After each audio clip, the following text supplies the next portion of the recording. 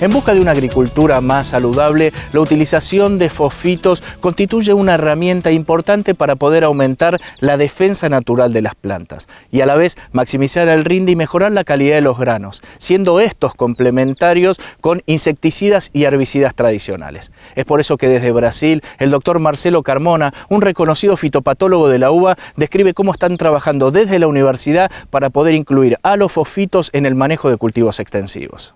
En el marco de una serie de disertaciones de capacitación realizadas en Brasil para técnicos y profesionales acerca de los mecanismos de defensa activos y pasivos que tienen las plantas, el fitopatólogo de la Facultad de Agronomía de la UBA, Marcelo Carmona, explicó qué rol cumplen los fosfitos como elicitores o estimulantes. La planta tiene mecanismos de defensa que, como bien vos dijiste, son pasivos y o activos. En el caso de los que sean pasivos, los hay a su vez estructurales o morfológicos y bioquímicos. Son aquellos, los pasivos, los constitutivos, los que existen inclusive antes de que llegue la infección de algún patógeno o de algún estrés. Esto tiene que ver con el engrosamiento de la pared celular, de la cutícula, y hay a veces hasta bioquímicos, que hay determinados cultivos que tienen sustancias que ya están preformadas, como por ejemplo avenacina, que lo tiene la planta de avena, en la cual trabajan cuando lleguen los patógenos, pero ya están formados y por eso se los llama pasivos.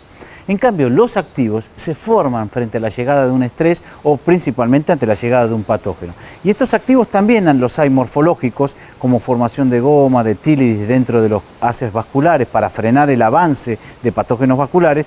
Y también hay bioquímicos, que son los más interesantes, porque los bioquímicos tienen relación con las proteínas que van a destruir, que son enzimas que van a destruir la presencia de algunos patógenos, como el caso de los hongos, y también están los fitolexinas, que son antibióticos vegetales. Vuelvo a insistir, estos últimos se forman después del arribo del patógeno y por eso se los llaman activos y post-infección. Marcelo, ¿y qué es un elicitor y cómo se lo induce en la planta para poder actuar? De manera general, por ejemplo, cuando un patógeno quiere infectar a una planta, lo que le sucede es que emite sus toxinas y enzimas para empezar a degradar las células vegetales. La célula vegetal interpreta esa agresión y comienza a aparecer un mensajero, un cartero, que va a llevar un mensaje de alerta para poner en movilización y alerta justamente a todas las células de la planta. Por eso se lo llama también una resistencia sistémica en toda la planta, para poder protegerse de esta invasión incipiente que está haciendo el patógeno. Un elicitor viene a reemplazar lo que hace un patógeno, pero por supuesto sin el daño celular que provoca un patógeno. Lo que hace en definitiva un elicitor es provocar, es generar, es multiplicar ese sistema de alarma natural, insisto con esto, para poder protegerse de futuras infecciones de patógenos. Obviamente un elicitor puede ser químico, puede ser biológico, sin que genere, por supuesto, enfermedad ni daño. Biológicos los hay aquellas bacterias promotoras de crecimiento que pueden generar también un efecto de aumento de defensas naturales. Y un elicitor, por ejemplo, son los llamados fosfitos, entre otras sustancias, que cumplen la tarea de esa multiplicación de defensa. En general, la resistencia sistémica inducida o sistémica adquirida es inespecífica. ¿Qué significa esto? Significa que puede trabajar independientemente de qué tipo de microorganismo se trate, es decir, va a ser positiva la defensa frente a hongos, bacterias, virus, incluso hay reportes contra nematodes e insectos, y eso se lo llama inespecífico, y eso le da una virtud excepcional, amplia, es decir, podemos decir que se trata de una vacuna de amplio espectro. ¿Y quién activa el ácido acetilsalicílico que está en la planta y sobre qué gen actúa? El ácido acetilsalicílico es activado especialmente por muchos patógenos, pero también por los elicitores químicos como los fosfitos. Y ese ácido acetilsalicílico es un mensajero, es ese cartero que va por toda la planta generando este sistema de movilización y alerta de defensas, induce a defensas, y eso es lo que hace en definitiva que la planta esté preparada para resistir mejor. El origen del uso de fosfitos debe buscarse en los cultivos intensivos. Desde la FAUBA se está trabajando para encontrarles nuevas funcionalidades, en este caso, para los cultivos extensivos. Su origen fue una expectativa y un interés por tratar de aportar fósforo a la planta. estaba casi transcurriendo la Segunda Guerra Mundial, había dificultades de recursos y se buscó una forma más sencilla en laboratorio de buscar alguna posibilidad de aportar fósforo. Entendamos que fosfito es ácido fosforoso y no es ácido fosfórico, y que el fertilizante tiene que ver con el fosfórico y no con el fosforoso. Entonces se generó en laboratorio el ácido fosforoso, que es el precursor del fosfito, mezclado con un catión, puede ser fosfito de potasio, de cobre, de aluminio, de manganeso, etc. Y lo que se observó es que no aportaba grandes cantidades de fósforo, que no servía para reemplazo de lo que era un fertilizante clásico fosforado. Pero llamó la atención sorpresivamente de que algunas patologías, especialmente aquellas causadas por Phytophthora en frutales, pasaban a ser vencidas por esta nueva molécula.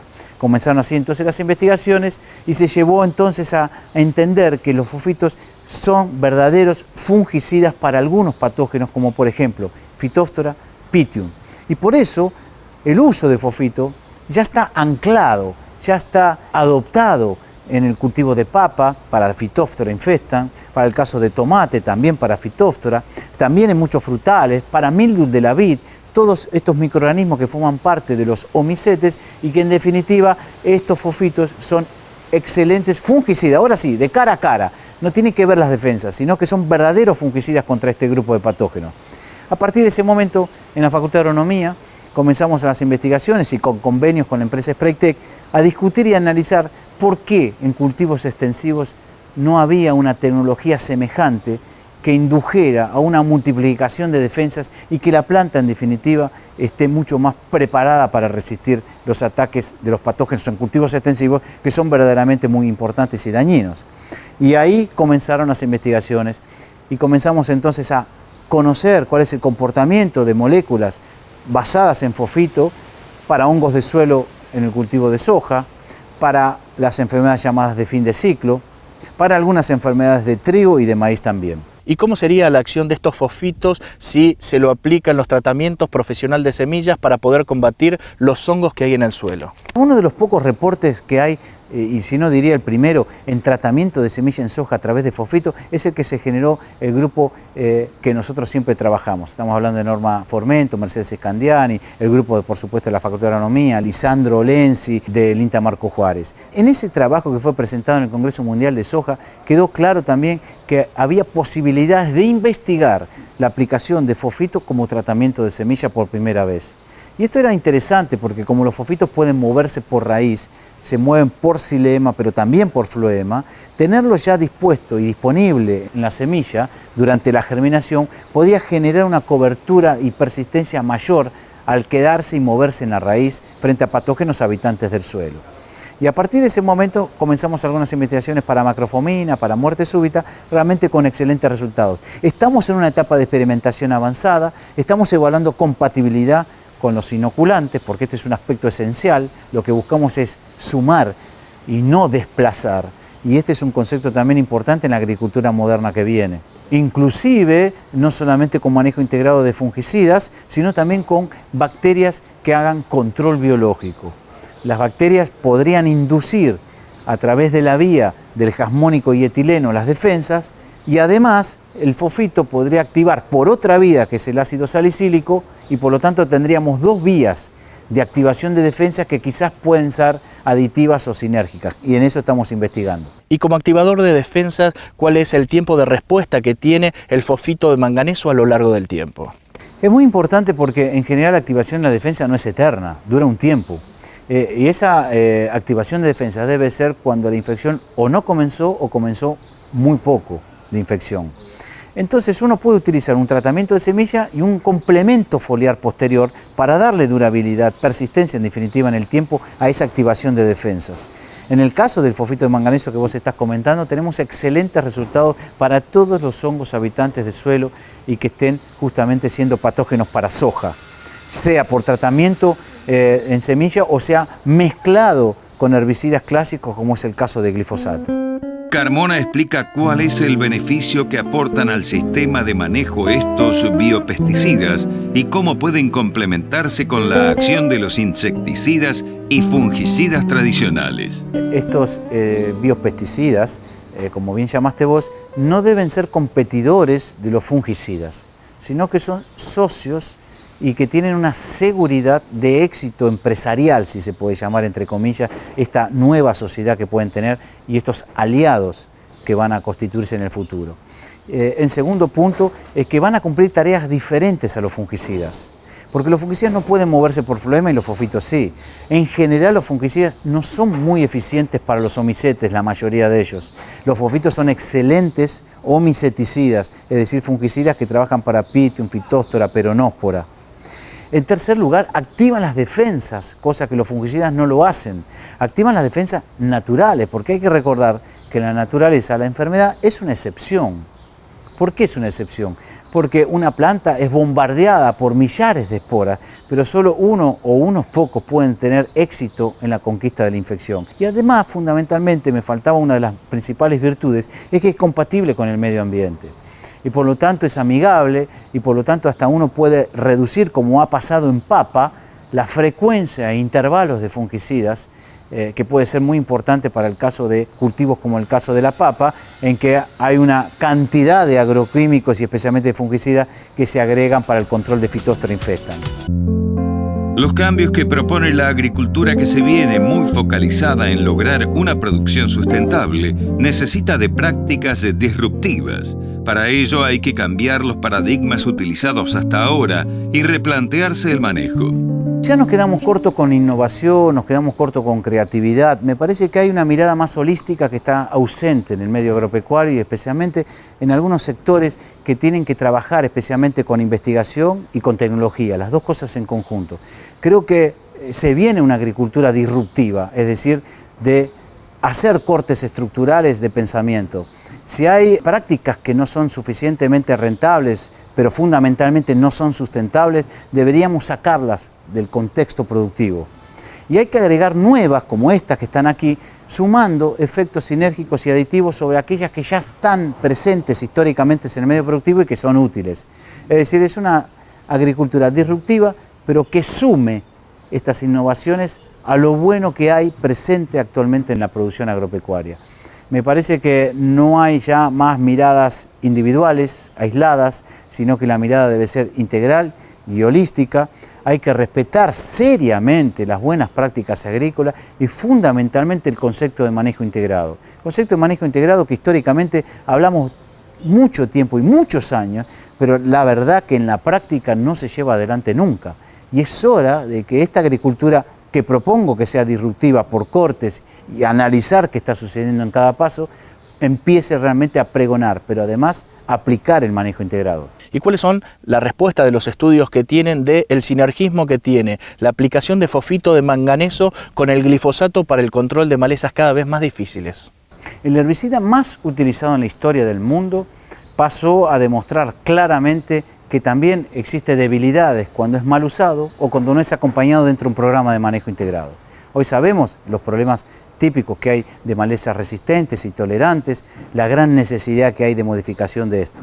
Pero también hay una corriente científica muy importante en el mundo que comenta que, entre otras causas, el glifosato puede estar, además de secuestrar o quelatar algunos metales como el manganeso, poder disminuir sistemas de defensa de la planta. Esto es una buena corriente que también se contrapone contra otras que dice que no ocurre eso, debido a que la soja RR no tiene interferido su mecanismo por el cual el glifosato actúa.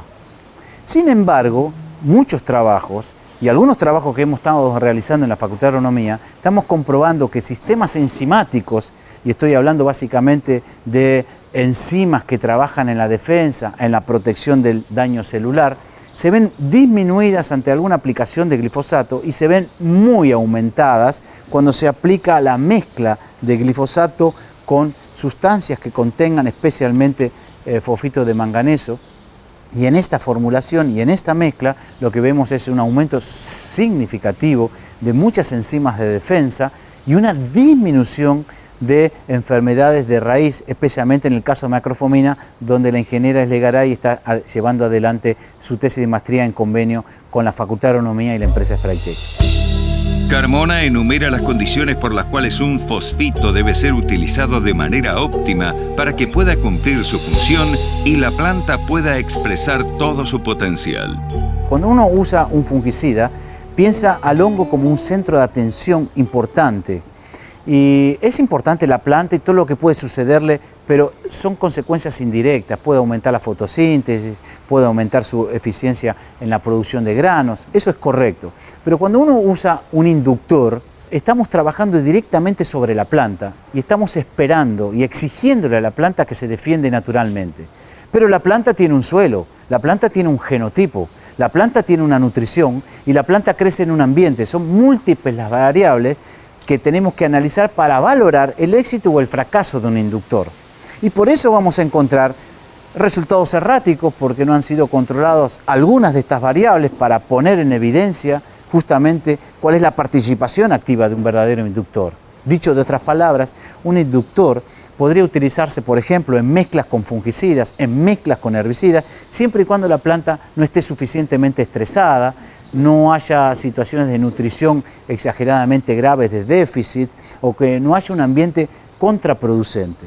Y este es el aspecto más importante si se quiere valorar verdaderamente justamente la acción de un inductor.